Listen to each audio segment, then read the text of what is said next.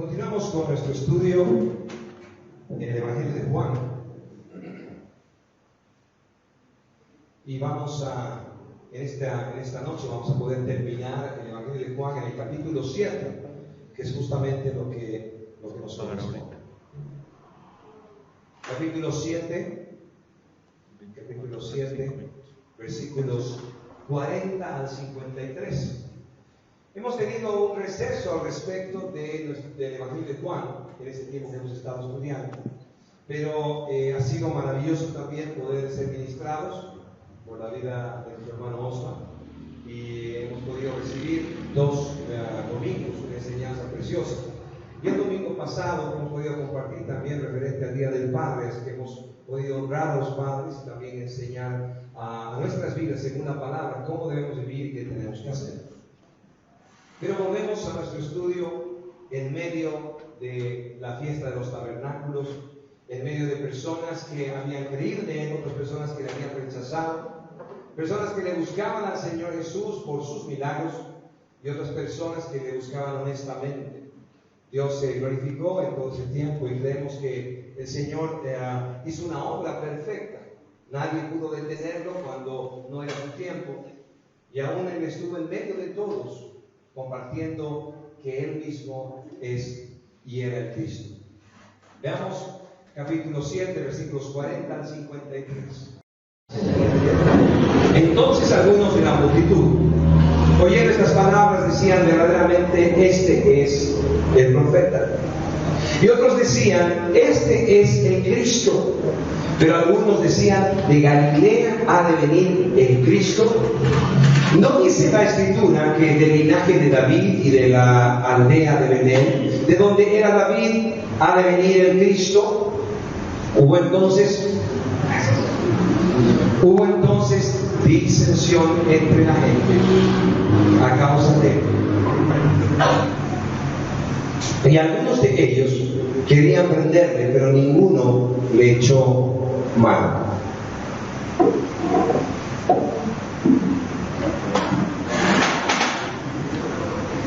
Los alguaciles vinieron a los principales sacerdotes y a los fariseos, y estos les dijeron: ¿por qué no le habéis traído?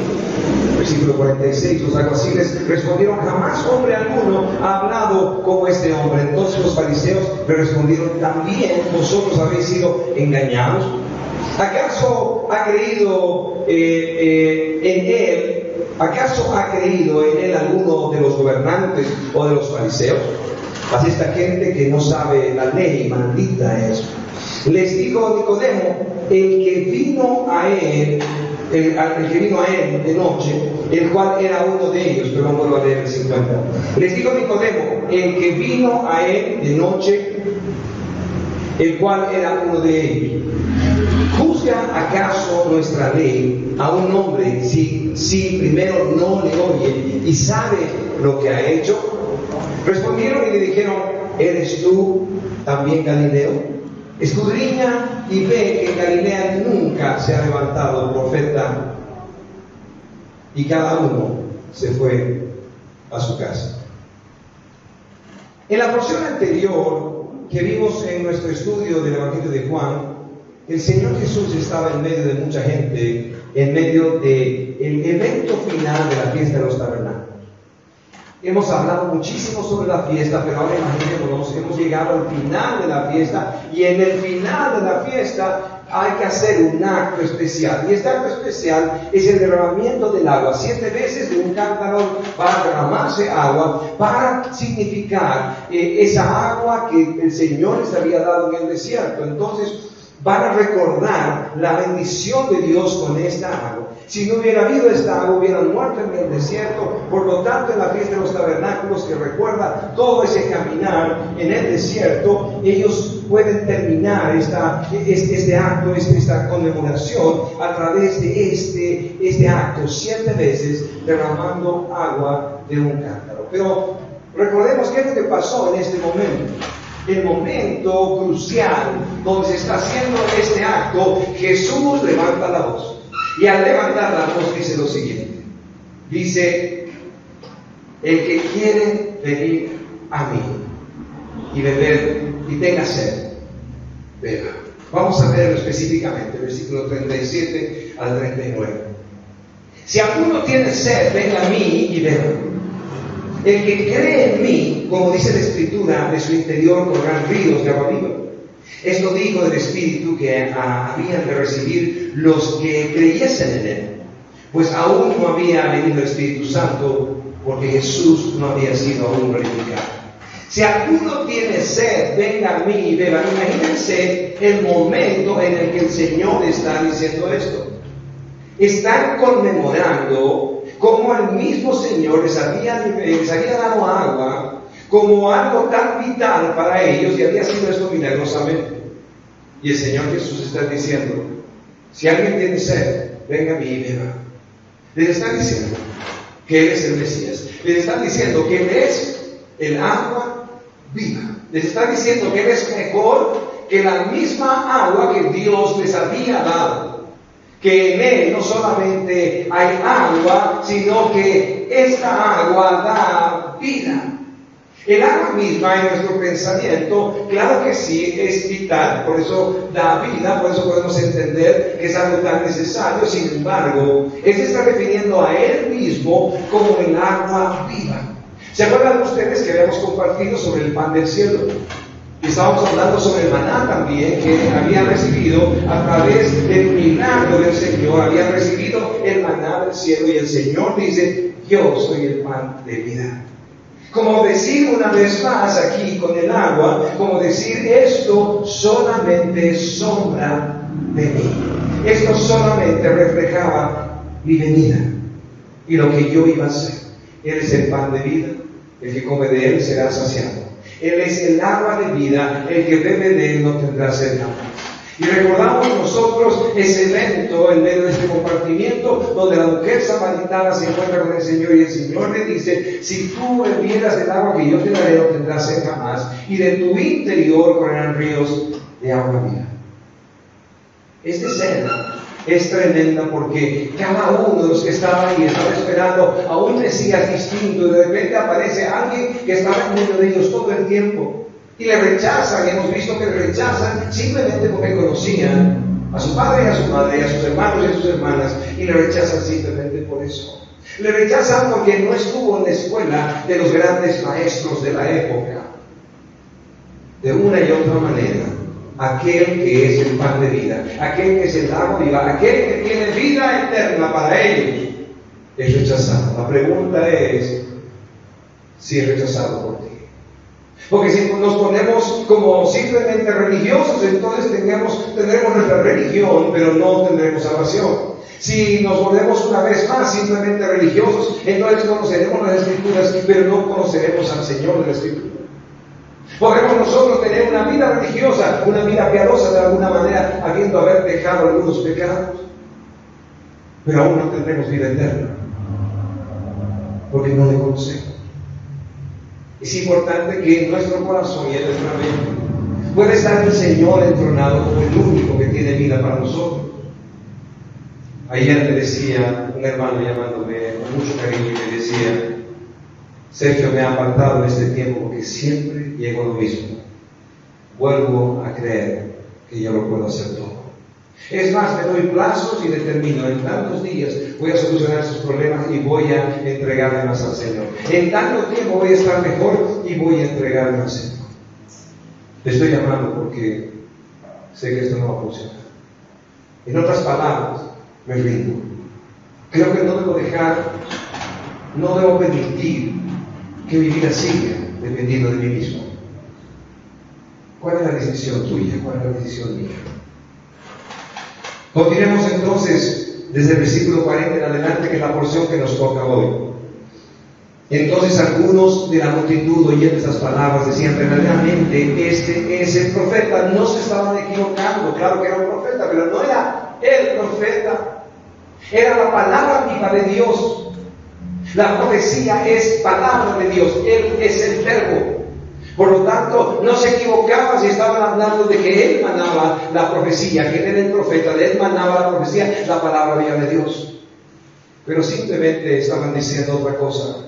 Estaban diciendo: Él es un profeta. Él es un profeta.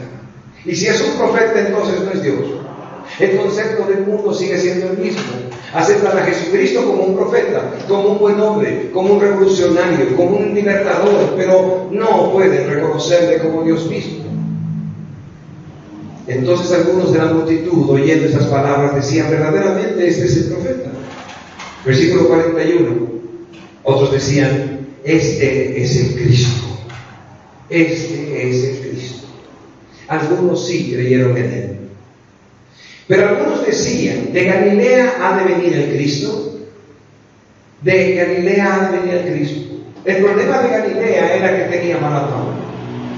No voy a dar ejemplos de ciudades, ya se pueden imaginar alguna ciudad por ahí. Si son peruanos ya saben dónde, si son bolivianos ya saben dónde.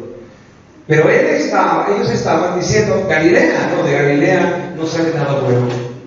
Y es peor, aún más adelante dicen que ni siquiera ha salido un profeta de Galilea, y es mentira. Aún Oseas venía de Galilea, y hay otros profetas aún que vinieron de Galilea, pero ellos estaban tratando de menospreciar una vez más a Galilea. Otros decían: de Galilea ha de venir el Cristo. No dice la Escritura, versículo 42, no dice la Escritura que del linaje de David y de la aldea de Belén, de donde era David, ha de venir el Cristo. Correctamente, conociendo la palabra del Señor, estaban diciendo la verdad. De allí venía, había nacido en Belén. Había nacido en Belén, era descendiente de David. ¿Cómo le dicen al Señor? Hijo de David, reconociendo su grandeza. Versículo 43. Hubo entonces disensión entre la gente a causa de él. Versículo 43. Hubo entonces disensión entre la gente a causa de él. Esto no es extraño. Esto no es extraño porque cada uno de nosotros vivirá disensión, vivirá problema por haberse acercado a Jesucristo. Tendrá división en su casa por la razón simplemente de aceptar a Jesucristo. La gente habla sobre conspiraciones y dice que el nuevo orden mundial justamente es el concepto que se va a ir desarrollando para que los cristianos terminen siendo perseguidos, ya que todo lo que dicen los cristianos está en contra de todo este orden. No importa si creo en la conspiración o no creo en la conspiración, o estoy detrás de estas cosas, pero en realidad el mundo constantemente ha aborrecido a Cristo y por lo tanto ha aborrecido a los cristianos. El mismo Señor Jesús les dijo: a mí me aborrecieron, ustedes los aborrecen. Y si a él le persiguieron, a nosotros nos perseguirán. Pero no podemos cerrar nuestros ojos a la verdad. Esto empieza en casa. Ellos tenían disensión, unos estaban aceptando a Cristo como Cristo mismo, como el Salvador, como el Mesías prometido, y otros estaban diciendo simplemente su profeta. La división entre ellos, el pleito entre ellos, es algo que se vivió siempre. Y dice que seremos aún aborrecidos. Aún el padre aborrecerá al hijo, el hijo al padre.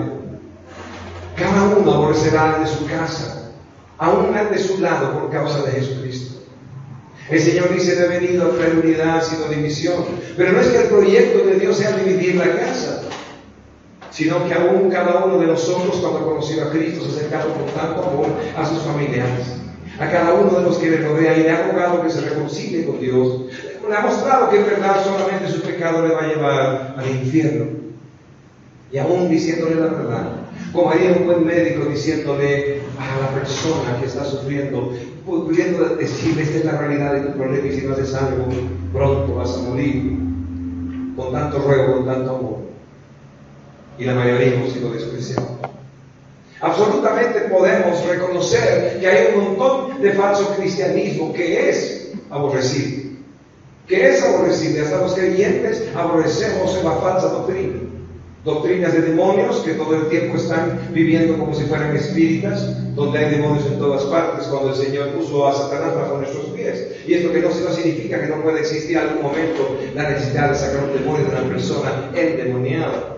Pero doctrinas de demonios que hacen que el cristianismo se vea simplemente como algo espírita. Y eso no es cristianismo. Si Satanás vive bajo los pies de los creyentes, entonces todos los demonios también están allá abajo. Doctrinas donde prohíben casarse, o aún el pastor puede adivinar con quién debes casarte, o con quién debes noviar, o con quién debes divorciarte porque tuvo una relación. Absolutamente ese tipo de cristianismo, donde simplemente es una secta, es aborrecible, donde cualquiera puede llegar y aman más su billetera que su vida, donde todo el tema es dinero y se trata de aún pactar con Dios, negociar con Dios, como si Dios esté en una tienda, como un comerciante o sea un banquero.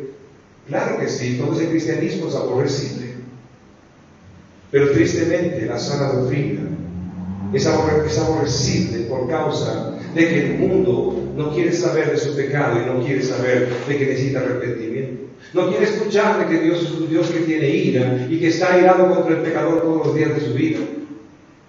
No quiere reconocer que no puede y que tiene que depender de Dios para toda su vida. No puede aceptar de que ha sido creado para la gloria de Dios. Quiere seguir viviendo para sí mismo en sus propios proyectos y desarrollando un tipo de vida en su plan. Quiere realización. Es tanto que el Señor sigue predicando para nosotros el Evangelio, diciéndonos que necesitamos morir para poder vivir continuamente. Hubo entonces disensión entre la gente a causa de él. Y algunos, versículo 44, y algunos de ellos querían prenderle, pero ninguno le echó mano. Versículo 45. Los alguaciles vinieron a los principales sacerdotes y a los fariseos, y estos les dijeron: ¿por qué no le habéis traído? Vimos anteriormente que los sacerdotes y los fariseos habían mandado alguaciles. Eran judíos que estaban como seguridad, como si fuera un ejército para los mismos sacerdotes del templo. Y los mandan a ellos para capturar a Jesús. Ahora, imaginémonos la escena maravillosa. Están entrando ellos dispuestos a tomarlo preso. Y empiezan a escuchar su voz, empiezan a escuchar su mensaje, y el Espíritu de Dios está redarguyendo sus corazones, y ellos no saben qué hacer porque están diciendo: ¿quién es este hombre que habla de esta manera? Y en vez de tomarlo preso, lo admiran. Y luego de eso vuelven donde aquellos que les han enviado para hacer este mal. Y ellos les dicen: ¿por qué no le habéis traído? Versículo 46, los alguaciles respondieron: jamás hombre alguno ha hablado como este hombre. Jamás hombre alguno ha hablado como este hombre. Ellos mismos son utilizados por Dios para dar testimonio de que Él es el Cristo, de que Él es el Mesías prometido, de que Él es Dios mismo el que viene a salvar a su pueblo. Y ellos, aquellos que conocen las Escrituras, aquellos que han caminado constantemente dirigiendo el pueblo, aquellos que están como autoridad sobre el mismo pueblo de Dios, no le pueden encontrar, no le pueden reconocer, no pueden darse cuenta que es Él. Tristemente, compartiendo alguna vez con Osman, veíamos como aquellos que han salido como nosotros de una mala doctrina a una buena doctrina, en vez de llenarse de amor y misericordia y llorar cada vez que piensan que Dios los ha salvado sin ningún mérito suyo, en vez de eso empiezan a enseñorearse en sus iglesias, empiezan a maltratar a todos y aún a sus líderes, dividen iglesias y lo que sea, porque ahora conocen la sana doctrina. ¿Qué sana doctrina puede estar destruyendo todo?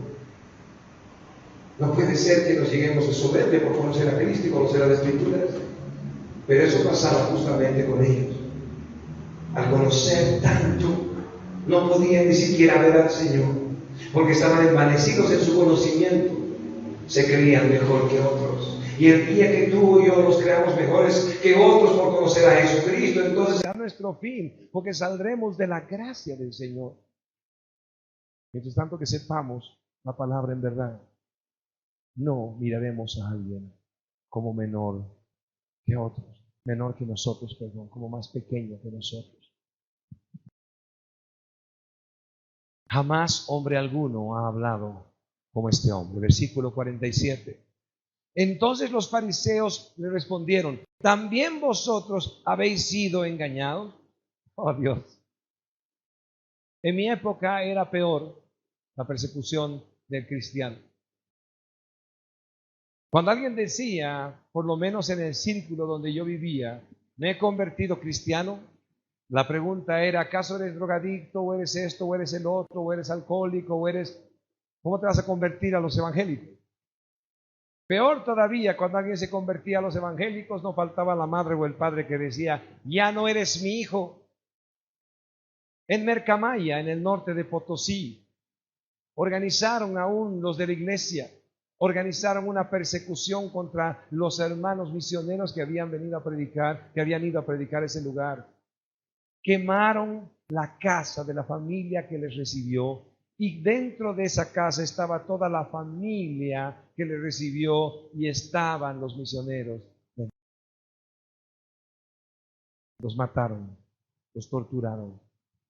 ¿Por qué? Porque era la religión del diablo. Eso es lo que hicieron. Dijeron que era la religión del diablo. Y en la ignorancia de un pueblo, entonces los convencieron de que había que matar a esa gente y juntamente con ellos a los del pueblo que les habían acogido. ¿También vosotros habéis sido engañados? ¿También vosotros habéis sido engañados con los evangélicos? ¿Con esta forma de predicar tan radical? Donde hay que dejar el pecado, abandonar el mundo y consagrarse a la religión. Buenas noticias. El mayor porcentaje de Mercamaya es evangélico hasta ahora. ¿Cuánto dicen amén? Así que valió la pena pagar un precio tan alto. Cada cierta cantidad de años, si no me equivoco, cada 2 o 3 años, se conmemora el sacrificio de estos hombres y mujeres por predicar el evangelio en Mercamaya. Y Mercamaya está de fiesta para darle gloria al Señor, porque conocieron a Jesucristo a través de ellos. ¿También vosotros habéis sido engañados? Ellos están como ciegos, como están ciegos muchos de los que te rodean y me rodean, y siguen pensando que esta es una locura, que simplemente caímos en una secta, que nuestra desesperación era tan grande que buscamos lo que sea. Pero yo puedo dar testimonio, absolutamente estábamos desesperados y el Señor nos salvó. ¿Cuánto dicen amén? Oh Dios, gloria al Señor, dile al Señor, gloria a ti, Dios bendito sea. Porque tú me has encontrado a mí, Señor. Tú me has buscado a mí, Señor. Tú me has atraído a ti, Señor. En el versículo 48, ¿acaso ha creído en alguno? ¿Acaso ha creído en él alguno de los gobernantes o de los fariseos? Imagínense el patrón que están poniendo para que algo pueda ser verdadero, creíble, aceptado. Imagínense el concepto. ¿Acaso ha creído en él alguno de los gobernantes o de los fariseos? Esto es lo que hasta hoy da autoridad a las herejías y a las mentiras. Si el mandamás lo dice, entonces es. Si la mayoría está de acuerdo, entonces está bien. Imagínense el concepto. Mi pastor ha dicho. Mi pastor ha dicho. ¿De qué sirve que el pastor ha dicho algo? Un simple humano, como cualquiera, con posibles errores constantemente, que no lo sabe todo, que no importa cuántos títulos pueda demostrar, de todas maneras no sabemos mucho, porque hay mucho por aprender. Y de repente alguien se refugia en mi pastor ha dicho. Es lo que están diciendo. Si hay alguien que se manda más, entonces él ha dicho y es suficiente. Y lo que le están diciendo es, a ver, piensen un poco, ustedes que se han quedado admirados de este hombre, si algún gobernante o alguno de nuestros gobernantes le ha creído, le ha recibido, le ha aceptado. ¿Alguno de los fariseos le ha aceptado? Bueno, tendríamos que decir, sí, después fue Pablo. Pero en ese momento lo que están cuestionando es, los que tienen la palabra de autoridad son los fariseos y son las autoridades. Algunos hermanos me dijeron, pastor, en mi iglesia se hace cada cierta cantidad de años una votación para elegir pastor.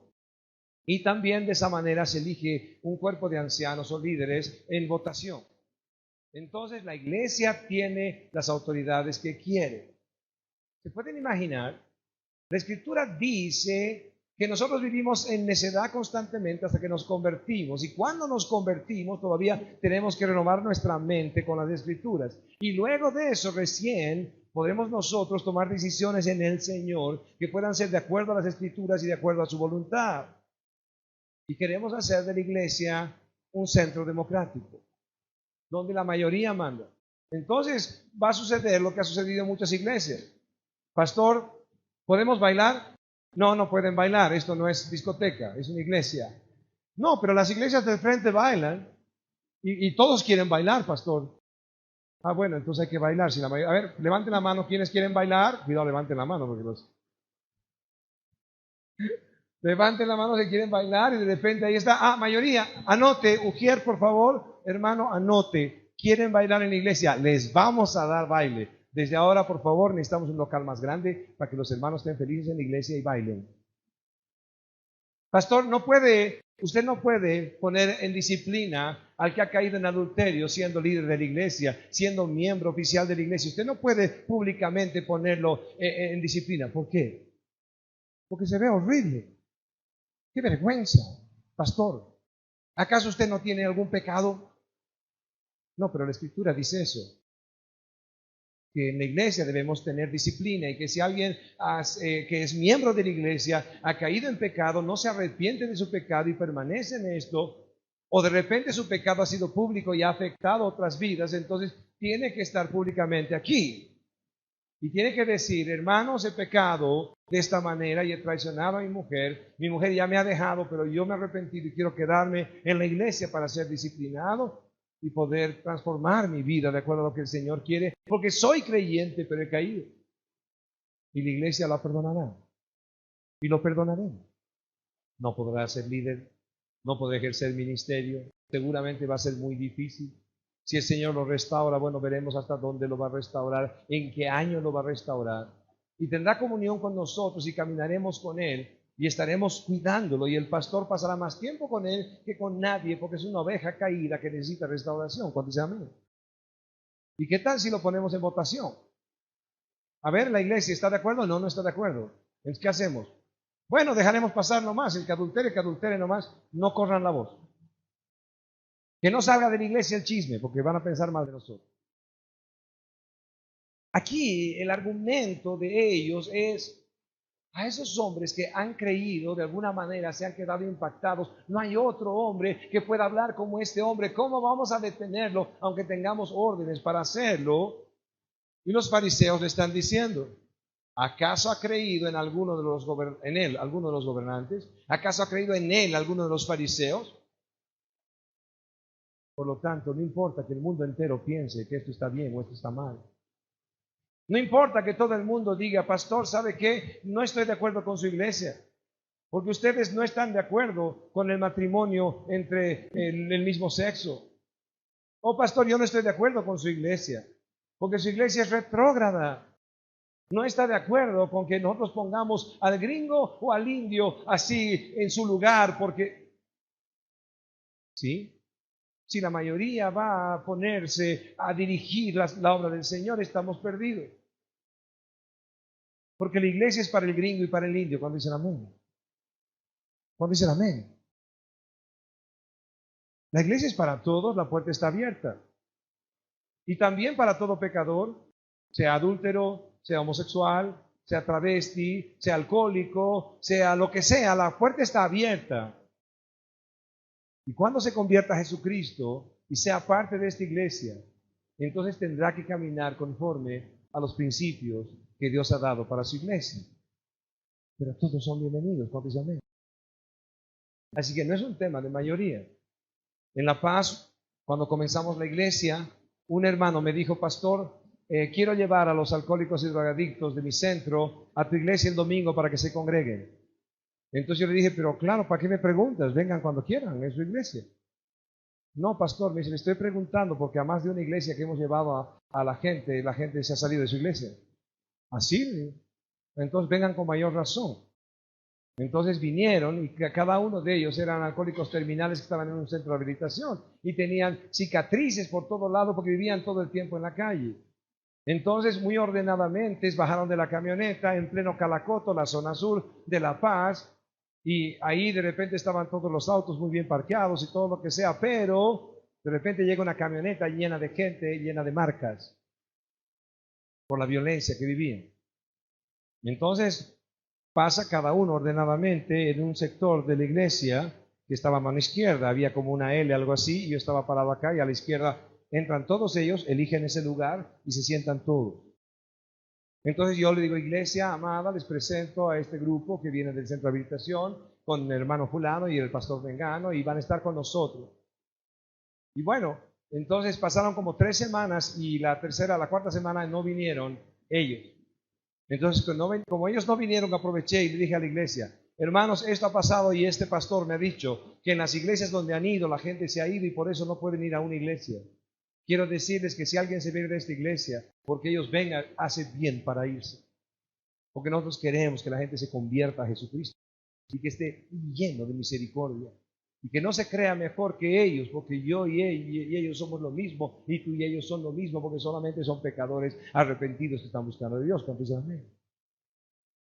La iglesia recibió claramente el mensaje y no quisimos contar al final del mes cuántos quedaron. Pero díganme si la mayoría va a mandar, va a ser el mundo la iglesia, y la iglesia va a ser simplemente como el mundo. Por eso los cristianos fueron perseguidos y son perseguidos hasta ahora. Y quiero decirte que tienes el privilegio, así como tengo yo el privilegio de haber decidido por él. Haber decidido por él. No hay otra forma, solo en él hay salvación. Versículo 49. Mas esta gente que no sabe la ley, maldita es. Imagínense, ellos tratando de decir que ellos conocen la ley y que esta gente que le sigue a Jesús no conoce la ley, por eso le sigue a Jesús. Y ahora escuchemos lo que dice Nicodemo. Esto sí es bueno. Versículo 50. Les dijo Nicodemo, el que vino a él de noche, el cual era uno de ellos. ¿Algunos se acuerdan que Nicodemo le buscó de noche? Él era una autoridad. Y parece que le buscó de noche. Algunos especulan y dicen, le buscó de noche para que no lo vean los demás y no lo condenen. No importa cómo lo buscó o por qué lo buscó de noche, pero al fin y al cabo, él buscó de Cristo y ahí está en medio de todas las autoridades, porque él es una autoridad. Y ellos acaban de decir, mas esta gente que no sabe la ley, maldita es, diciendo que los que siguen a Jesús no conocen la ley y por eso le siguen. Y de repente Nicodemo dice lo siguiente, versículo 51. ¿Juzga acaso nuestra ley a un hombre si primero no le oye y sabe lo que ha hecho? Versículo 51, repito. ¿Juzga acaso nuestra ley a un hombre si primero no le oye y sabe lo que ha hecho? ¿Qué les está diciendo? Muy educadamente le está diciendo, creo que ustedes no saben la ley. Y ellos acaban de decir que es maldito aquel que no conoce la ley. Y Nicodemo les está haciendo recuerdo. Ustedes no están juzgando según la ley a este hombre. Tan suavemente, tan educadamente, pero les está diciendo algo muy duro. Dios nos libre de seguir llenando nuestra mente de conocimiento de las Escrituras sin conocer al Señor. Dios nos libre de tener tanto conocimiento y no tener comunión con Dios. Dios nos libre de conocer la Escritura y todavía perseverar en nuestro pecado sin ni siquiera molestarnos. Porque si empezamos a conocer, entonces entenderemos que aún nuestra mente tiene que ser purificada todo el tiempo. Porque sabiendo que somos perversos pecadores, lo más seguro es que vamos a tener que luchar encarnizadamente contra nuestra maldad. Pero si creemos que somos buenos, entonces vamos a justificar nuestro pecado. Pero conocer de Él, conocer las Escrituras, conocer su ley, debe tener un fruto maravilloso de entrega al Señor, de consagración, de relación con Dios, de comunión constante. Versículo 52. Respondieron y le dijeron, ¿eres tú también Galileo? Ay, con la mala fama que tenía los galileos, le están diciendo a una autoridad, a Nicodemo, que por decirles a ellos, creo que se están equivocando, ustedes dicen que es maldito aquel que no conoce la ley, que todos ellos son malditos y ustedes no están conociendo la ley. Al sentirse confrontados dicen, ¿tú te has vuelto Galileo? Y esto no es simplemente decir, bueno, tú eres de tal ciudad. Lo están ofendiendo, están tratando de decirle, oye, ¿tú eres uno de esos? Pero uno de esos como con la fama que ellos tienen. Y si al fin y al cabo ser Galileo, con la mala fama que existía de ellos, es ser creyente, seguramente que Nicodemo también dijo, realmente me acaban de piropear, me acaban de halagar en vez de insultarme como ellos pretendían. Respondieron y le dijeron, ¿eres tú también Galileo? Escudriña y ve que de Galilea nunca se ha levantado profeta. Y otra vez les digo, Oseas vino de Galilea y otros profetas también vinieron de Galilea. Y ellos están diciendo que no había ninguna cosa buena que hubiera salido de allá, pero sí salieron cosas buenas, sí salieron hombres de Dios de Galilea. Así que no solamente estaban desconociendo la ley que decían conocer, sino también estaban desconociendo la historia misma de las Escrituras. Oh Dios. Luego de esto, en el versículo 53 terminamos cuando todos y cada uno se va a casa. Quiero alentar tu vida a que todo esto que estamos conociendo, todo esto que estamos aún una y otra vez escudriñando, tú puedas preguntarte a ti, puedas hacer por un momento un silencio y decir, Dios, todo lo que estoy aprendiendo, todo lo que estoy creciendo en conocimiento de Cristo, en una iglesia de sana doctrina, donde la palabra es el centro de todo, está trayendo fruto en mi vida de un cambio real. Porque si no está cambiando nuestra vida, entonces tenemos una parte religiosa simplemente entregada, apasionada de repente por una iglesia. Y esto significa que de acá a un tiempo seguramente se apagará esa pasión. Y luego de eso tendrás que buscar alguna iglesia que tenga, no sé si saltos o volteos, alguna cosa que te llame la atención. Pero si realmente escudriñamos las Escrituras y vemos que cada día crecemos en ellas, entonces acerquémonos al Señor y le digamos, Dios, toda la revelación que tengo hasta hoy, quiero que dé fruto en mi vida, Señor. No quiero ser como ninguno de los que ha sido nombrado en este estudio, que aún parece que tiene todo en una altura de espiritualidad, de conocimiento de Escrituras, de tantas cosas, sin reconocerte como mi Dios verdadero, como mi Señor verdadero. Ponte de pie y podamos orar en esta noche. Que el Señor pueda hablar a tu vida una vez más.